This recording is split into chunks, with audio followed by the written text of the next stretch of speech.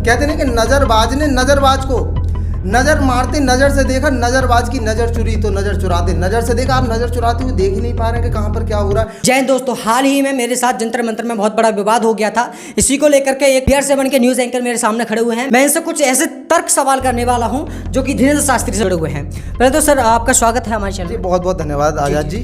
धन्यवाद सर। मेरी नज़र में कुछ सवाल हैं, 3 सवाल जो मैं आपसे बहुत अहम सवाल करने वाला हूँ। धीरेन्द्र शास्त्री है, पंडित धीरेन्द्र शास्त्री, उसको किस नज़रिए से देखते हैं? देखिए, नज़र और नज़रिए में बहुत बड़ा फ़र्क है। पहली बात तो आपने कहा कि आप किस नज़र से देखते हैं, तो मैं ये कहता हूँ कि इसे नज़र से देखने की ज़रूरत है ही नहीं। जहाँ पे आपको देखना चाहिए वहाँ पे आप नहीं देखते हैं, क्योंकि ये नज़र देखने की ज़रूरत नहीं है, आपको इसे समझने की ज़रूरत है। क्योंकि आप समझना नहीं चाहते, आप देखना चाहते। मैं कहता हूँ आप देखिए मत, देखने की वजह से ही तो बवाल हो रहा है। आप देखते हैं कि वो वहाँ पर इस तरीके के चमत्कार करते हैं और आप वहाँ पर नतमस्तक हो जाते हैं, तो आपको लगता है पता नहीं है ये यार ये क्या कर रहे हैं। तो यहाँ पर आपको देखने की ज़रूरत नहीं है, आपको यहाँ पर समझने की ज़रूरत है। कहते हैं कि नज़रबाज ने नज़रबाज को नजर मारते नजर से देखा, नजरबाज की नजर चुरी तो नजर चुराते नजर से देखा। आप नजर चुराते हुए देख ही नहीं पा रहे कि कहाँ पर क्या हो रहा है। तो आपको देखने की जरूरत नहीं है, आपको समझने की जरूरत है कि ये वही टेक्निक है जो और भी लोग करते हैं, जो माइंड रीडिंग करते हैं, फेस रीडिंग करते हैं, वही टेक्निक है, उससे ज़्यादा ये कुछ भी नहीं है। नहीं, बहुत बहुत धन्यवाद। इससे जुड़ा एक सवाल और है कि मैजिशियन सुहानी शाह है, क्या उससे कंपैरिजन धीरेन्द्र शास्त्री का हो सकता है? जी बिल्कुल हो सकता है। मैं यही कहूँगा, देखिए इस तरीके से आप इसे इस तरीके से समझिए।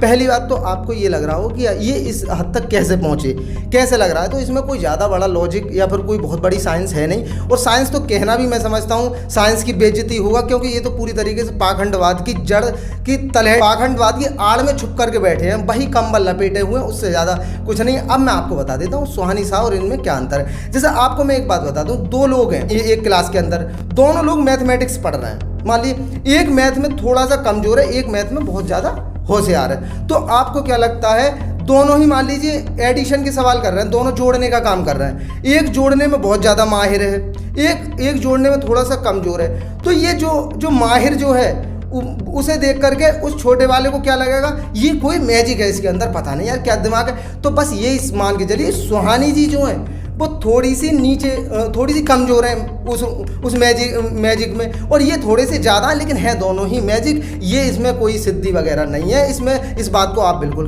उठा करके रख दीजिए। जी, तो मैं तो इस चीज़ को फिर ये समझूंगा ये धर्म के नाम पर पाखंडवाद फैला रहे हैं धीरेन्द्र शास्त्री। बिल्कुल, और पाखंडवाद में ये इस वजह से कहूँगा क्योंकि ये है टेक्निक।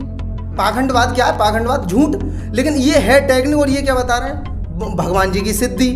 अगर भगवान जी की सिद्धि अगर मान लो होती तो फिर ये सुहानी जी के पास कैसे चली गई? सुहानी जी तो कोई वो नहीं करती हैं, वो केवल मैजिक दिखाती है। तो ये, लेकिन ये मैजिक धीरेन्द्र शास्त्री के पास चला जाता, तो इससे ये साबित होता है कि ये मैजिक जो है वो थोड़ा सा एडवांस होकर के धीरेन्द्र शास्त्री पर पहुंच गया, और वो ही थोड़ा सा कम होकर के सुहानी जी के पास आ गया। तब ये सर्किल पूरी तरीके से कंप्लीट हो जाता है। किसी के पास ये कम होता है, किसी के पास ये ज़्यादा होता है। जिसके पास ज़्यादा होता है हम कहते हैं सिद्धि है, और जिसके पास कम होता है हम कहते हैं उसके पास मैजिक है। ये थे हमारे पास BR7 के न्यूज़ एंकर। बहुत बहुत धन्यवाद सर आप। जी जी नमस्कार। ये तो जिस तरीके से देख सकते हैं कि पाखंडी बाबा धीरेन्द्र शास्त्री यानी कि कह सकते हैं आगे अर्जी लगाने से आपका कुछ हो नहीं सकता। मिलते हैं अगली वीडियो में, तब तक अपना ख्याल रखिए। जय हिंद।